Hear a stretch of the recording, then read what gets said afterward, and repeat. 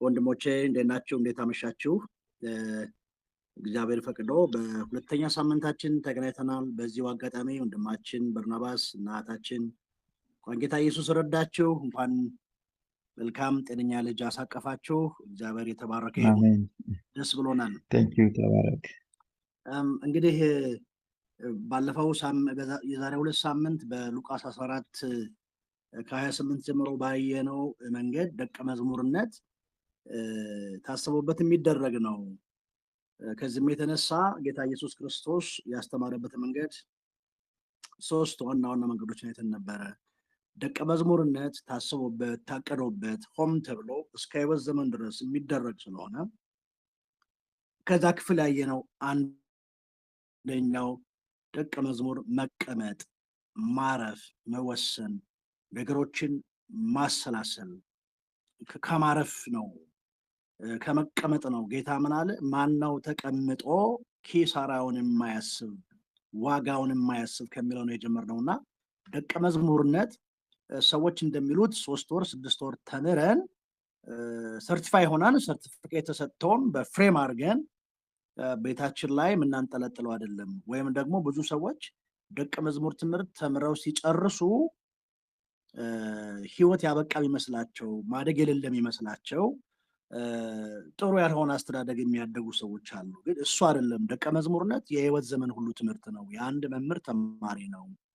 በግሪኩም ባለፈው እና ማቴቴስ ይባላል የሚለውን ሁላችን አይተና መቀመጥ አለበት። አንድ ሰው ሲቀመጥ አንድ ሰው ያርፋል። ሲያርፍ ሐሳቦች ይመጡለታል፣ ያልተቆራረጡ ፍሰት ያላቸው በጣም ብዙ ነገሮች ወደ አእምሮ ይመጣሉ እና መቀመጥ አለበት አንድ ደቀ መዝሙር።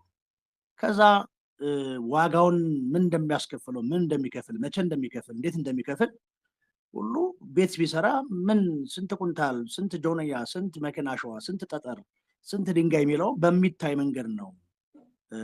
ሌላኛው ሶስተኛው ደግሞ መደምደም መቻል አለበት። መደምደም መጨረስ አለበት። ደቀ መዝሙርነት የሚጨረስ ነው። ምን ጨርሰውም ወደ ጌታ ስንሄድ ነው ወይ ጌታ ሲመጣ ነው፣ የሚያቆም አይደለም። ስለዚህ ከመቀመጥ ከመወሰንና እስከ መጨረሻው ከመሄድ ጋር የሚገናኝ እንደሆነ አይተናል። ይሄንን በህይወታችን ማድረግ አለብን የሚለን ነው። ዛሬ ደቀ መዝሙርነት ዋጋ የሚያስከፍል መሆኑን በዚህ መንገድ ካየነው በኋላ ደቀ መዝሙር ዋጋ የሚያስከፍለው ለምንድን ነው ካል የኢየሱስ ትምህርት ነው። ደቀ መዝሙር ዋጋ እንደሚከፍል ዋጋ እንደሚያስከፍል የጌታ የኢየሱስ ክርስቶስ ትምህርቱ ነው። ትምህርቱን መተግበር የኛ ድርሻ ነው። የአንድ መምህር ተማሪ አይደል? እኛ የጌታ ተማሪዎች አይደለን? ትምህርቱን መቀጠል ተገቢ ነው። ስለዚህ እነዚህ ነገሮች የጌታ ትምህርቶችን በደንብ የሚያብራራሉን ሌሎች ምዕራፎች አሉ። ቅዱስ ሉቃስ እንደተናገረው ሉቃስ ወንጌል ምዕራፍ 9 ላይ ከ18 ጀምሮ እንደዚህ ይላል። አነባለሁ በጌታችን በኢየሱስ ስም። ከዚህም በኋላ ኢየሱስ ብቻውን ይጸልይ ነበር፣ ደቀ መዛሙርቱም ከእርሱ ጋር ነበሩ።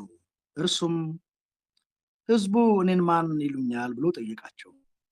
እነርሱም አንዳንዶች መጥምቁ ዮሐንስ፣ ሌሎቹም ኤልያስ፣ ሌሎቹም ደግሞ ከነቢያት አንዱ ከሙታን ተነስቷል ይላሉ አሉት። ኢየሱስም እናንተስ ማን እንደሆንኩ ትሉኛላችሁ አላቸው። ጴጥሮስም አንተ የእግዚአብሔር መሲህ ነህ ሲል መለሰለት። ኢየሱስም ይህን ለማንም እንዳትነግሩ ብሎ አጥብቆ አስጠነቀቃቸው ይልና እንዲህ ይላል፣ ደግሞም የሰው ልጅ ብዙ መከራ መቀበል ይገባዋል፣ እንዲሁም በሽማግሌዎች በካህናት አለቆችና በጸሐፍት ዘንድ መናቅ፣ መገደል፣ በሶስተኛውም ቀን ከሙታን መነሳት አለበት አላቸው። ከዚያም ለሁሉም እንዲህ አላቸው፣ በኋላዬ ሊመጣ የሚፈልግ ማንም ቢኖር ከዚህም በኋላ እንዲህ አላቸው፣ ለሁሉም እንዲህ አላቸው፣ ማንም ከኋላ ሊመጣ ቢፈልግ አንደኛ ራሱን ይካድ፣ ሁለተኛ መስቀሉንም በየዕለቱ ተሸክሞ ይከተለኝ። ምክንያቱም ነፍሱን ሊያድናት የሚፈልግ ሁሉ ያጠፋታል፣ ነፍሱን ስለኔ ብሎ የሚያጠፋት ግን ያድናታል። ሰው ዓለሙን ሁሉ ቢያተርፍ ነፍሱን ግን ቢያጠፋ ወይም ቢያጎድል ጥቅሙ ምንድን ነው ይላል። በወንድማችን በርናባስ ጸሎት እንስማማና እዚህ ጋር ጌታ ኢየሱስ ክርስቶስ ለእነዚህ ሰዎች አንድ ነገር አስተማራቸው። ይሄ ህዝብ ምንድን ነው የሚለኝ? የሚከተለኝ ህዝብ ምንድን ነው የሚለኝ ብሎ ጠየቃቸው። ጌታ ኢየሱስ ጠፍቶት አይደለም። ሰው ምን እንደሚል በንግግሩም አብሯቸው ስላለም ይሰማል፣ ያውቃል። የእስራኤል ሰው በባህሉ፣ በወጉ፣ በልቅሶ፣ በሰርጉ፣ በደስታው፣ በሀዘኑ የሚገኝ ነው። ማን እንደሚሉት ያውቃል። ደግሞ የኔ እናንተ ቅርቦች እኔ ሰው ምንድን ነው የሚለኝ? ይሄ የሚከተለኝ ማህበረሰብ ሰው ምንድን ነው የሚለው ብሎ ጠየቃቸው። አንዳንዶች ከነቢያት አንዱ ነው፣ አንዳንዶች እንዲህ ነው፣ አንዳንዶች እንዲያ ነው ይለዋል። ኦኬ፣ እነዛኞች እንደዛ አሉ። እናንተ ከኔ ጋር ያላችሁ፣ እናንተ የኔ ተማሪዎች፣ እኔን እስከ መጨረሻ ለመከተል የወሰናችሁ ተማሪዎች፣ ተከታዮች፣ እናንተ እኔ ማን እንደሆንኩ ትላላችሁ? ሰው የሚናገረው ውስጥ ያለውን ነው። ማን ትላላችሁ ሲላቸው ጴጥሮስ ፈጠን ብሎ አንተ የሕያው እግዚአብሔር ልጅ ነህ ይላል። 54 ትርጉም። ይሄ አዲሱ መደበኛ ትርጉም ነው። ምን አለው? አንተ የእግዚአብሔር መሲህ ነህ አለው። እና ይሄን ማንም እንዳይነግሩ ታውቃላችሁ ወገኖች። ገባቸው። ኢየሱስ ገብቷቸዋል። የእግዚአብሔር ልጅ እንደሆነ ገብቷቸዋል። አንድ ነገር የሚጀመረው ከእውቀት ነው። ኦኬ፣ ገብቷቸዋል። እናንተ ሌሎቹ ከነቢያት አንዱ፣ ከአስተማሪዎች አንዱ፣ ከንትን አንዱ ይላሉ። እናንተ የልዑል እግዚአብሔር ልጅ እንደሆኑ ገብቷችኋል። እንግዲያውስ ይሄን የገባችሁን ነገር ለማንም እንዳትነግሩ አጥብቆ አስጠነቀቃቸው። ጊዜው ገና ነበር። ብዙ ስራ ሳይሰራ እንዳይጨላገፍበት ዝም በሉ አላቸው። ከዚያ እንዲህ አለ ስለ ራሱ። ተመልከቱ፣ የሕያው እግዚአብሔር ልጅ መሲህ ሆኖ ራሱን ምን እንደሚሆን ነገራቸው። ያ እነሱ የእግዚአብሔር ልጅ ነው ያሉት፣ እነሱ የተከተሉት ምን እንደሚሆን ነገራቸው። ምን ይሆናል? ይሄ መሲህ ምን ይሆናል? ይሄ የእግዚአብሔር ልጅ ምን ይሆናል? ብዙ መከራ ይቀበላል። በሽማግሌዎች፣ በካህናት አለቆች፣ በጸሐፍት ዘንድ ይናቃል፣ ይተፋበታል። ግማሽ ወደፊት ይወረወራል፣ ግማሽ ወደ ኋላ ይስበዋል፣ ይላገዱበታል፣ ይገሉታል፣ ይቀብሩታል፣ በሶስተኛውም ቀን ከሙታን ይነሳል አላቸው ይላል። አስቡ፣ ከመገለጥ ከእግዚአብሔር ልጅነት መገለጥ በቀጥታ ወደ መከራ ወሰዳቸው። ዘንድ ስትከተሉኝ እኔ የእግዚአብሔር ልጅ እንደዚህ ይሆናለሁ። አዎ የእግዚአብሔር ልጅ ነኝ፣ ግን እኔ ይሆናለሁ። እኔ ራሱ ዋጋ ከፍላለሁ። ባለቆች፣ በካህናት ፊት፣ በጸሐፍት ፊት እናቃለሁ፣ እዋረዳለሁ፣ እገደላለሁ አላቸውና ትምህርቱን አመጣው። ለሁሉም እንዲህ አላቸው፣ በኋላዬ ሊመጣ የሚፈልግ ማንም ቢኖር ራሱን ይካድ። አንደኛው የኢየሱስ ትምህርት ራስህን ካድ የሚል ነው። ለምን መሰላችሁ? ይሄ በፊልጵስዩስ ምዕራፍ 2 ላይ ኢየሱስ ክርስቶስ ከአብ ጋር ከመለኮት ጋር መተካከልን እንደ መቀማት ነገር አልቆጠረውም። ትቶታል፣ ወርዷል፣ ዝቅ ብሏል። ራሱን ይካድ፣ ዝቅ ይበል አላቸው። ራሱን ይካድ። በኋላ መምጣት የሚፈልግ ራሱን ይካድ። ለምን? ቅዱስ ጳውሎስ ቅድም እንደነገርኳችሁ በፊልጵስዩስ ላይ ኢየሱስ ምን ያህል ራሱን እንደተወ፣ ራሱን ምን ያህል እንደካደ፣ በመስቀል ላይ እንዴት እንደካደ፣ ያንተ ፈቃድ እንጂ የኔ አይሁን፣ ያንተ ፈቃድ ከሆነ ይህን ሁሉ ማድረግ እችላለሁ ነው ያለው። ራሱን የካደ ነበር ኢየሱስ። በዛ መከራ ውስጥ ይሄን መከራ የቻለው ራሱን ክዶ ነው። መናቀን የቻለው በካህናት አለቆች፣ በጸሐፍት ዘንድ መናቀን፣ መደብደብን፣ መተፋትን የቻለው ራሱን ስለካደ ነው። ዛሬም ራሱን የሚክድ ሰው ይነቀፋል። ራሱን የሚክድ ሰው ይተቻል፣ ይናቃል፣ ቦታ ላይ ሰጠው ይችላል። ግን ይሄ የኢየሱስ ትምህርት ነው። እኔ እንዲሁኛለሁ፣ ራሴን አዋርጃለሁ፣ ራሴን ክጀዋለሁ። ቅዱስ ጳውሎስ ይህን ተከተለና ምን አለ? ነፍሴ በእኔ ዘንድ እንደማትከብር እቆጥራለሁ፣ ለእኔ ረብ የሆነ ነገር ሁሉ ከንቱ ነው አለ። ጥቅም ያለውን ነገር አልፈልግም። እኔ የኢየሱስን መንግስት፣ እግዚአብሔር መንግስት መጥቀም ነው የምፈልገው፣ ረብን አልፈልግም እያለ ራሱን እንዴት እንደካደ ይናገራል ወገኖች። ስለዚህ የኢየሱስ ትምህርት ምንድን ነው ካላችሁ፣ ራስክን ካድ ነው። ራስክን ካድ፣ ራስክን ላመንከው ጌታ፣ የእግዚአብሔር ልጅ ነው መሲህ ነው ላልከው ጌታ። የእግዚአብሔር ልጅ እኮ እግዚአብሔር ነው። በዚህ መገለጥ ላይ በዚህ እውቀት ላይ ከተደላደልህ ራስክን ካደው፣ ስጣው ለዚህ ጌታ።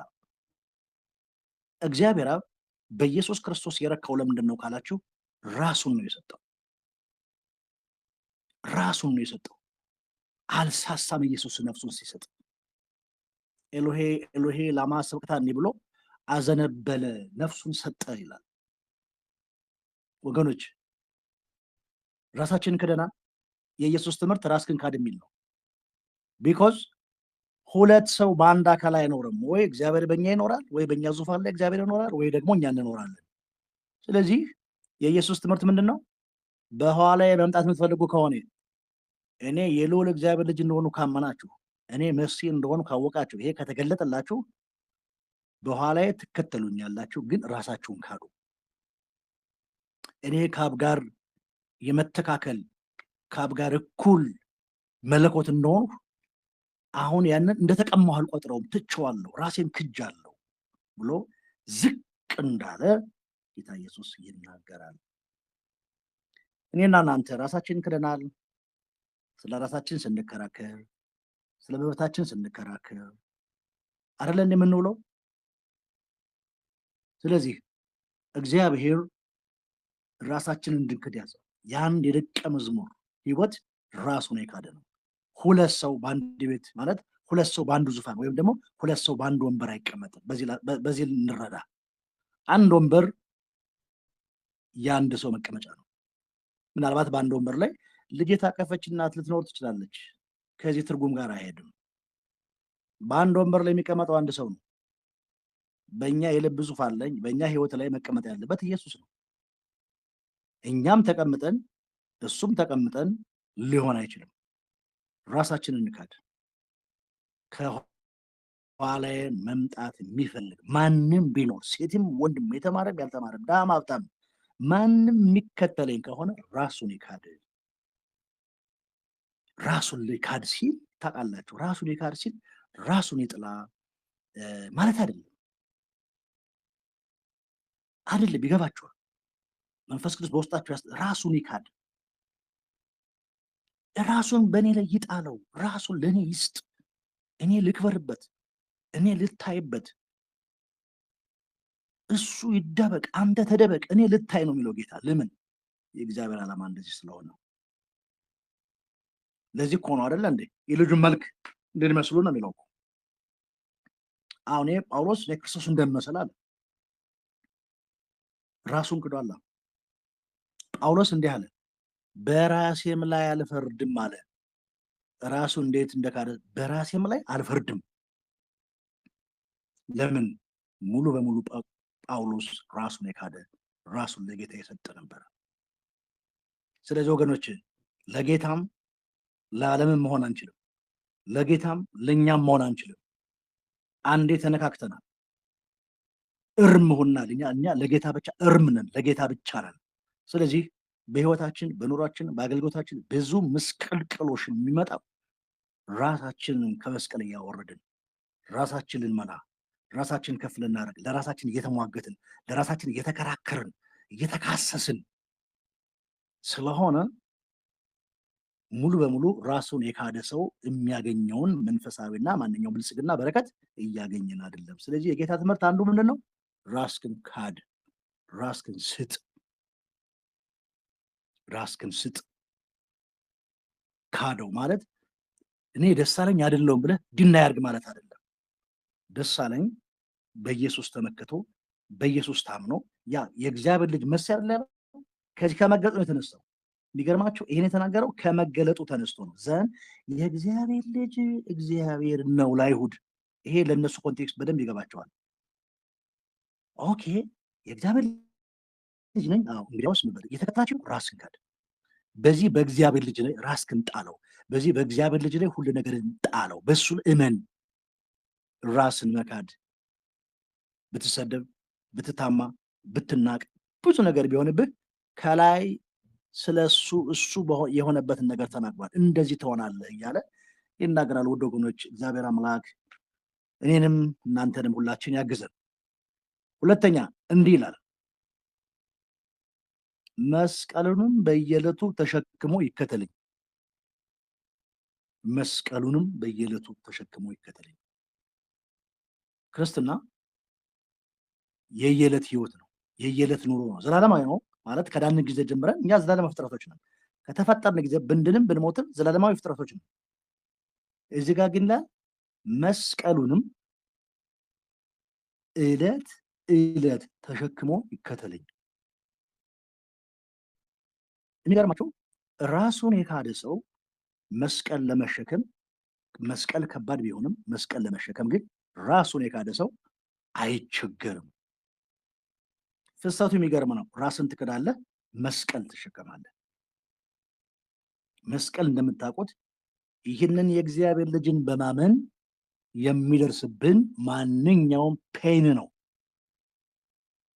ማንኛውም ሰፈሪንግ፣ ማንኛውም ጭንቀት ነው። መገለል ሊሆን ይችላል፣ መጠላት ሊሆን ይችላል፣ ስለ ኢየሱስ መራብ ሊሆን ይችላል፣ ስለ ኢየሱስ መነቀፍ ሊሆን ይችላል። ማርጂናይዝ እንደረጋለን፣ ሶሻል ኤግሮን እንደረጋለን። በየድሩ በየሰፈሩ በየስብሰባው ሰው ፊቱን ሁሉ ያዞርብናል፣ ይተፋብናል። ዕለት ዕለት በየዕለቱ ነው፣ በየሳምንቱ ሳይሆን በየዕለቱ ነው። ዛሬ ሲሰድቡን፣ ዛሬ ሲያመናጭቁን፣ ዛሬ ስለ ኢየሱስ መጽሐፍ ቅዱስ ሲናገር ቀኑን ሙሉ ይላል ስለሱ እንገደላለን አለ። ሞትን ደግሞ በሰካችን ተሸክመን እንዞራለን ይላል። በየዕለቱ በኢየሱስ ክርስቶስ በኩል ስለ ኢየሱስ ክርስቶስ የሚመጣብን ነገር ሁሉ መሸከም አለብን፣ መቻል አለብን። ሸክም እኮ እኛ ምን ይዘው ነው፣ ከለቀቅ ነው ይወድቃል። መከራ አልቀበልም ብለን ከመከራ ህይወት ብንወጣ መስመር ሳትን ማለት ነው። ስለዚህ መስቀሉን ዕለት ዕለት በኑሮ አቅጣጫ በቀጥታ የመናፍስት ጥቃት ይደረግብናል። በጣም ፖሰስድ የሆኑ ሰዎች አታክ ያደርጉናል። ደግሞ ይሄ አዳማዊ ባህሪያችን ደግሞ እሱን እንደገና ሌላ ተዋጊ ይሆንብናል። የምናያቸው ነገሮች ብዙ ነገሮች እነዚህ ሁሉ ተደራርበው እነዚህ ሁሉ አርምድ ሆነው እኛን ፋይት ያደርጋሉ። ስለዚህ ይህንን መሸከም መቼ? ዕለት ዕለት። ትናንት የሰደበ ሰውዬ ነገ ሊሰድብ ይችላል። ትናንት ሰደብከኝ፣ ዛሬ ሰደብከኝ፣ ደግሞ ዛሬ አትችልም ማለት ነው። ሊሰድበን ይችላል፣ መብቱ ነው። እኛ መሸከም ግን ደግሞ ግዴታችን ነው። ወገኖች በብዙ አቅጣጫ መስቀል ላያችን ላይ መስቀል ዕለት ዕለት ተሸክሞ ይላል። እንዳንጥለው፣ ይህንን መስቀል እንዳንጥል። ብዙ ሰው መስቀሉን ጥሏል። ስለዚህ ሰዋሽ ችግር የለበትም። ከሰዎች ጋር ሲመሳሰል ችግር የለበትም። ትናንት በኢየሱስም ያለውን ዛሬ ምን አለበት ሲል መስቀሉን ጥሏል። ይሄ ሰውዬ ትናንት ተርቦ ነበር። እኔ በኢየሱስ ምክንያት ከቤተሰቡ ተሰደድኩ፣ የምበላው አጣሁ። የከተማ ዘመድ የገጠር ዘመድ ተነጋግሮ ሲረበው ይመለሳል ብለው ፊታቸውን አዞሩብኝ። ራበኝ፣ ሰውነት ተጠቆረ። የሚያይ ሰው ሁሉ አንተ ደስተኛ አይደለም አሁን እና ምን ሆነ ትብ ይዞ ነው አሉ። አይደለም እርቦኝ ነው። በጣም ከባድ ነበር። ይህንን ሸክም በረሃብ ምክንያት የመጣብኝን ነገር ብጥለውስ በቃኝ ብዬ ሄጄ አክስቴ ቤት በመለስ ለሆዴ ብዬ ብቶ ለእንጀራ ብዬ ብቶ ሲረበው ይመለሳል አሉ። ልብስ አልነበረኝም። የት አባቱና ትናንትና ሀገራ ልጅ እያለ ነበረ ሱሪ እንደ ሱፍ ይሰፋለት የነበረ። ዛሬ እስኪ በባዶ እግሩ ሲሄድ እስኪ እናየዋለን። ማን ያለብሰዋል? ቅጠል እየሰፋ ይልበሳል። የሞተ ሰው ልብስ አንስቼ ለበስኩ፣ ጫማ ከእንትን አደረግኩ። ግን መስቀሌን አልጣልኩትም። ጌታ ረዳኝ። ያን የርዛት ተሸከምኩት። ያን የመራቆት መስቀል ተሸከምኩት። አሁን እንደዛ አይደለም። ብጥለው ኑሮስ ልብስ አጣው ብዬ ስለ ልብስ ብጥለው መስቀሌን፣ ራበኝ ብዬ ስለ እንጀራ አሁን ተመገቤ ከኋላ ከሰዓት ለምጸዳዳው ነገር ብተውስ ኑሮ ይሄን መስቀል እዚያ አልደርስም፣ እርግጠኛ ነኝ። መስቀል እለት እለት መሸከም አለብን። እለት እለት መሸከም አለብን። ይሄ የኢየሱስ ትምህርት ነው፣ የሆነ ፈላስፋ አይደለም። የእግዚአብሔር ልጅ የኢየሱስ ክርስቶስ ትምህርት ነው። እለት እለት እኔን መከተል የሚፈልግ በኋላ የሚከተለኝ መስቀሉን እለት እለት ተሸክሞ ይከተለኝ፣ ይቁም፣ ይረፍ፣ ሲደክመው አውርዶ ደግሞ እንደገና ተሸክሞ አይደለም የሚለው። እለት እለት ማለት እለት እለት ነው። እለት እለት ይከተለኝ። ይህ የጌታ የኢየሱስ ትምህርት ነው። ጌታ ኢየሱስ ለጴጥሮስ እንደተገለጠለት የሕያው እግዚአብሔር ልጅ ነው። የሕያው እግዚአብሔር መሲህ ትምህርት ነው። ምን ማድረግ? ራስህን ካድ። መስቀሉን ፐርሰናል ነው። መስቀሉን ሲል የአንዱን አማኝ ነው። የአንዱን መስቀሌን ማለት ነው። የግል ነው። የኔ መስቀል ይለያያል። ከሞላ ይለያያል። ከተራመድ ይለያያል። ከሙላቱ ይለያያል። ከዳዊት ይለያያል። ከበርናባስ ይለያያል። ከኤልሳ ይለያያል። መስቀላችን ልዩ ልዩ ነው ወገኖች፣ ልዩ ልዩ ነው። ይሄን መስቀል እንዳናወርድ ጥንቃቄና ዘመኑ መስቀል እንድናወርድ ይገፋፈራል። ዘመናዊ ሁን እንጂ አንተ ምንድን ነው ይሄን ግግም አልክ እኮ ምንድን ነው? አታካብድ ነው። አካብዳለሁ። ህይወት ነው። ልጅነታችንን ሰጠን፣ ሽምግልናችንና ጉብዝናችንን ልንነፍገው አይገባም። እሱ ታማኝ ነው። ለኑሯችን ታማኝ ነው። አየሁት እኮ ነው፣ የማየ ነው። ሁላችን አየ ነው አይደል እንዴ? መስቀሉን በየዕለቱ ተሸክሞ በየዕለቱ የሚያገኘውን ነገር፣ በየዕለቱ የሚመጣብን ነቀፌታ፣ በየቤቱ የሚመጣብን መጠላት፣ መታማት፣ መሰደብ፣ የመናቅ ቦታ አለመሰጠት፣ እንደ ጅላጅል መቆጠር፣ ይሄ እንደ ሞኝ መቆጠር፣ እያወቅ አይን እያየ ከሌሎች ስትገለል፣ ሌሎች ያገኙትን ነገር አንተ ማግኘት ስትችል አንተ ስትከለከል ያማል እኮ። ግን እንዳታወርድ መስቀል እንዳታወርድ ተሸክሞ ስለሚል ማለት ነው። ሸክም አይገርማችሁ? የኃጢአት ሸክም ወርዶልናል፣ ግን የመከራ ሸክም እኛ ላይ አለ። መከራና ክርስቲያን ከተፋታ ክርስትና ቴስትለስ ይሆናል ማለት ነው። ጥሩ ዶሮ ወጥ ያለ ጨው ማለት ነው። አይ አስተደሳለኝ ያለ ጨው የሚበላ ሰው አለ እንዳትሉኝ፣ ከጣዕም ጋር ነው ያገናኘሁት። ስለዚህ ጌታ ኢየሱስ ቅዱስ ጳውሎስ እንዲህ አለ፣ ልታምኑ ብቻ ሳይሆን መከራም ልትቀበሉ ጭምር ነው ያመናችሁ ይላል። መከራ አልባ ክርስትና አሁን ሞልቷል። ጸልያለህ፣ ለምን ትጸልያለህ እንዴ? ምንድን ነው? እንዴት ትራባ? እንዴት ትታመማለህ? ይሄ ከርስ ነው፣ እርግማን ነው የሚባል ማለት ነው። እንዴት ነው መታመም እርግማን የሚሆነው? እንዴት ነው ንጽህናው ያልጠበቀ ሰው ባልታጠበ እጁ ቢበላ ሆዱ ቢታመም እንዴት ነው ይሄ እርግማን የሚሆነው?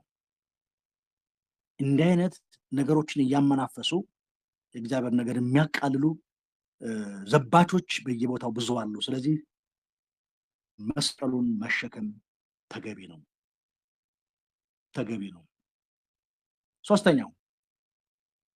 ሶስተኛው የሚገርማችሁ እንዲህ ይላል፣ ነፍሱን ሊያድናት የሚፈልግ ሁሉ ያጠፋታል።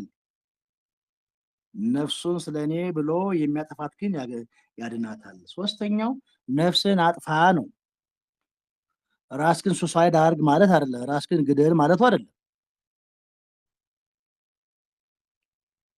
የሚያጠፋት ግን ያድናታል። ነፍሱን ማጥፋት በተለይ ከአንደኛው ሀሳብ ጋር ይገናኛል። ራስን ከመካድ ጋር ያገናኘዋል።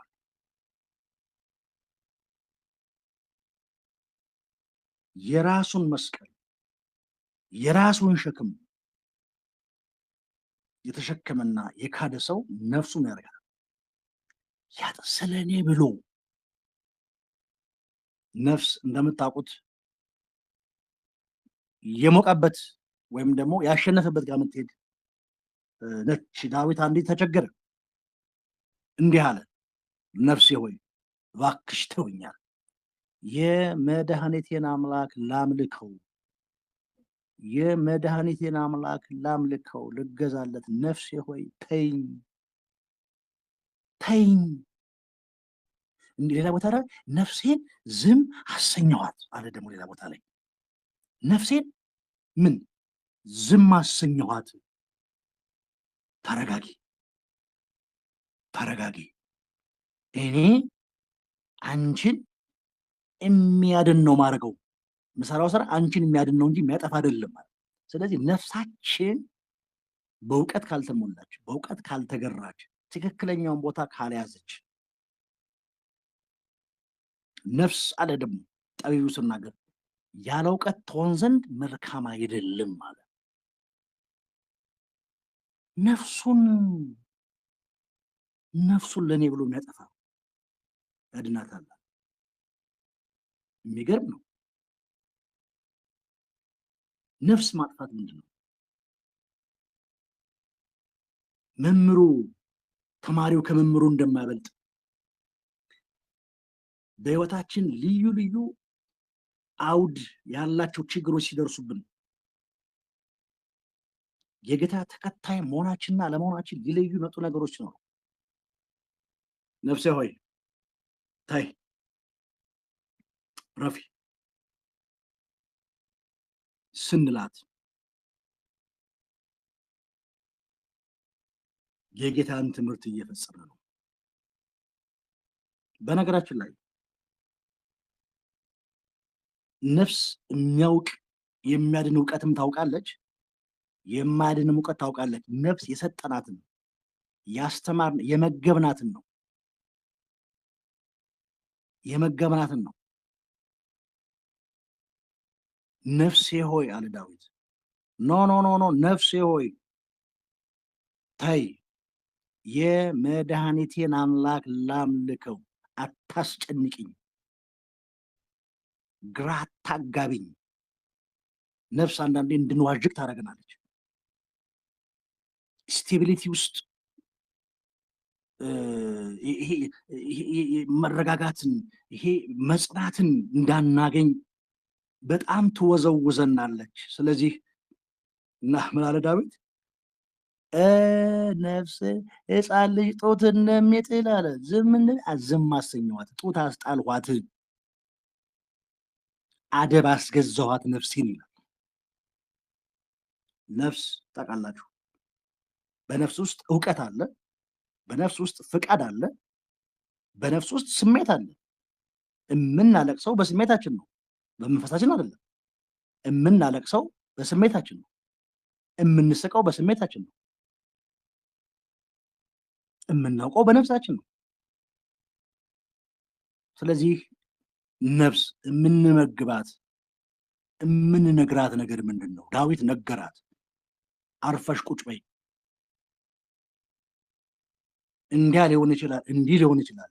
እኔ ግን የመድኃኒት አምላክ አለኝ፣ አታስጨንቅኝ፣ አርፈሽ ቁጭ በይ። ልክ ሕፃን ልጅ ጡት እንደሚጥል ዝም አሰኘኋት ይላል። ስለዚህ ነፍሳችንን ልናረጋጋት ይገባል። ትክክለኛውን ቦታ እንድትይዝ ልናረጋት ይገባል። ያለዛ ግን ነፍሱን ምን ያደርጋል? ነፍሱን ሊያድናት የሚፈልግ ሁሉ ያጠፋታል። ነፍሱን ስለኔ ስለ ኢየሱስ ብሎ ደስታውን ስለ ኢየሱስ ብሎ ደስታውን ሚተው አንድን ነገር እያወቀ ስለኔ ብሎ ሚተው ነፍሱን እያዳናት ነው፣ ነፍሱን እያተረፋት ነው ይላል። ይሄ የኢየሱስ ክርስቶስ ትምህርት ነው። ይሄ የእግዚአብሔር ልጅ ይሄ የመሲሁ ትምህርት ነው። ይሄን ያስተማረው ዝም ብሎ አይደለም። የሰው ልጅ ብዙ መከራ መቀበል ይገባዋል። በሽማግሌዎች፣ በካህናት አለቆች፣ በጸሐፍት ዘንድ ይናቃል፣ ይገደላል። ሌላ ክፍል ላይ በርጥቡ እንጨት እንዲህ ካደረጉ በደረቁ እንዴት ይላል። የሕይወትን ራስ ሰቅሎት አይደለ እንዴ? ዘንድ እኛ ተከታዮቹ እነዚህን ነገሮች ልናደርግ ይገባል። የኢየሱስ ትምህርት ምንድን ነው? ራስን መካድ፣ መስቀልን ዕለት ዕለት ተሸክሞ ሳያወርዱ ደከመኝ፣ እስከዛሬ ተሰቃየሁ፣ እስከዛሬ ተሰደብኩ፣ እስከዛሬ ታማሁ፣ እስከዛሬ ተገለልኩ፣ አይበቃኝም ወይ ብለን ከትከሻችን እንዳናወርደው እንዲሁም እንጆይ እንድናደርገው መጽሐፍ ቅዱስ ይናገራል። ቅዱስ ጴጥሮስ እንዲህ አለ፣ ስለ ኢየሱስ ክርስቶስ ስለ እግዚአብሔር ልጅ ስለ መሲሁ ብትነቀፉ የክብር መንፈስ የእግዚአብሔር መንፈስ በእናንተ ላይ ያርፋልና ብፁዓን ናችሁ አለ። ስለ ኢየሱስ መነቀፍ ብፅዕና ነው። ስለ ኢየሱስ መነቀፍ ብፅዕና ነው። ስለ ስሜ ብለው በሐሰት በእናንተ ያወሩባችኋል አለ። በሐሰት በእናንተ ላይ ይነሱባችኋል አለ። አይገርማችሁም? ለካ ስለ ኢየሱስ መነቀፍ ብፅዕና ያመጣል። ወገኖች እንዴት ነን? ይሄ በእግዚአብሔር ፊትና በእናንተ ፊት ይህን ቃል የሚናገረው ሰውዬ ደሳለኝ እንዴት ነው? ነፍሱን የካደ ነው ወይም ነፍሱን ያጠፋ ነው? ካደ ነው? መስቀሉን በየዕለቱ ተሸክሞ ሳይሰለች ጌታ ሆናችሁ ሰዎች 30 ዓመት ሳይሰለቻችሁ መስቀላችሁን ባትሸከሙ አሁንም እንቀጥላለን። የእግዚአብሔር ስም የተባረከ ይሁን። እንቀጥላለን። መስቀላችንን ተሸክመን ራሳችንን ክደን ነፍሳችን እንቀጥላለን። ከጌታ ጋር አብረን የዛን ጊዜ እንከብራለን። ውድ ወገኖች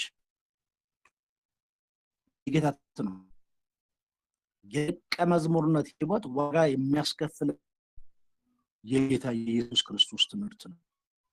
ቁጭ ብለህ አስብ፣ ወስን። ስንት ምንም እንደሚያስከፍል ለመጨረስ ለመደምደም እስከ መጨረሻው ለመሄድ ደግሞ የሞተልህ ጌታ አለ። በሞተልህ ጌታ ራስህን ጣለው። ስለ ሞተልህ ጌታ የሚመጣብን ማንኛውም ነገር በየዕለቱ እየተሸከምክ ተከተለኝ። ነፍስን በፊትህ እንደምትረባ እንደ መልካም ነገር እንዳታያት ማለት በነፍስ እንዳትታል፣ ነፍሳችሁ እንዳታታላችሁ ማለት እኮ ነው። እውቀት እንዳያታልላችሁ ማለት እኮ ነው እንጂ ነፍስ ትራሽ ናት ማለት አይደለም።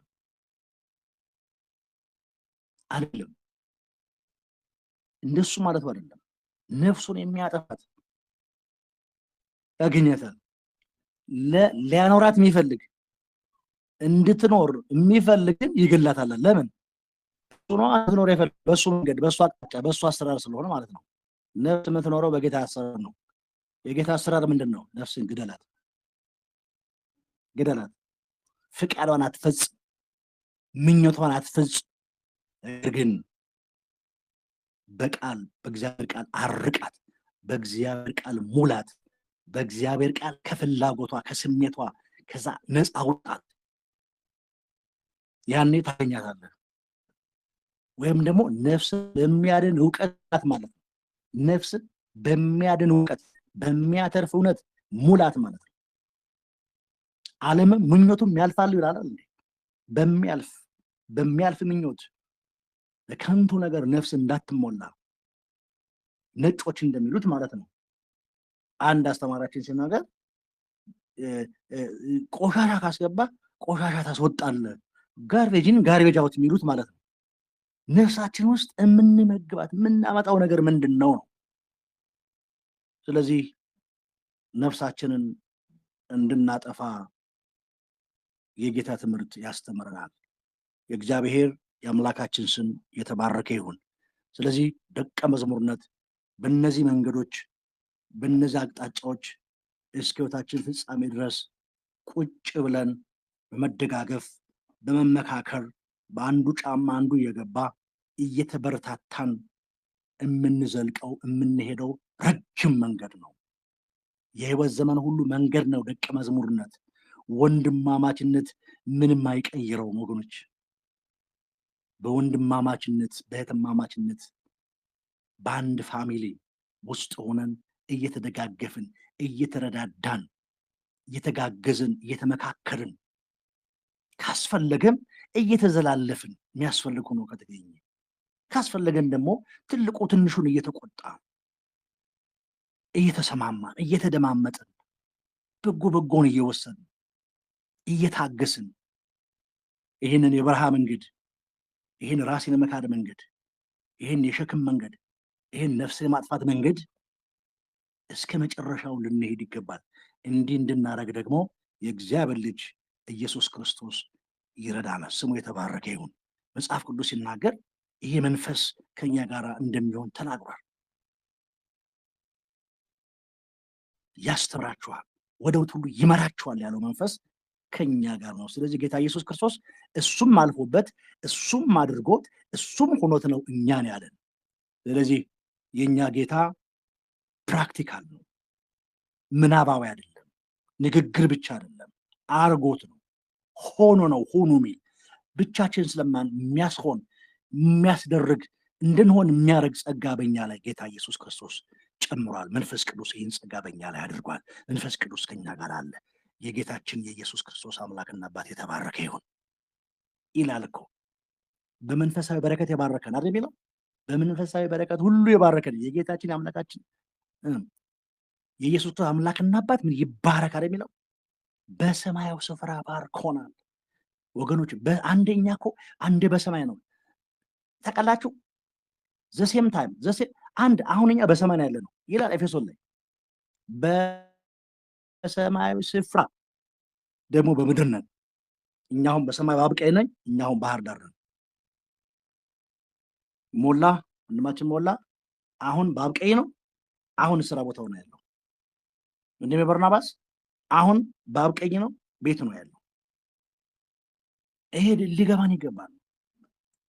በጣም በጣም በጣም በጣም የሚገርም ህይወት ነው ያለው። ይህንን በየጊዜው ኤክሰርሳይዝ ማድረግ ተገቢ ነው።